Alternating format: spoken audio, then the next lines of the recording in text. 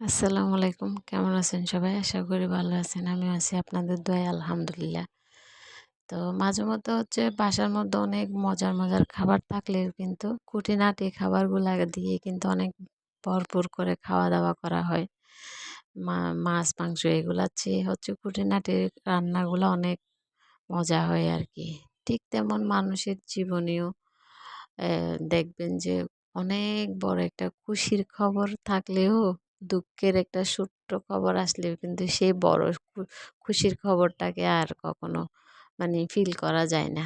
জানি না এমন কেন হয়? খুশির খবরটার চেয়ে যদি দুঃখের খবর ওজনে কমও হয় তাও কিন্তু নেয়া যায় না। তো আল্লাহ মনে হয় আমাদেরকে এভাবেই বানাইছে যে দুঃখটার মনে হয় ইয়াটা অনেক বেশি, যেটা আমরা সহজে নিতে পারি না। যাই হোক আমরা তো মাটির তৈরি মানুষ, যার কারণে হয়তো আমরা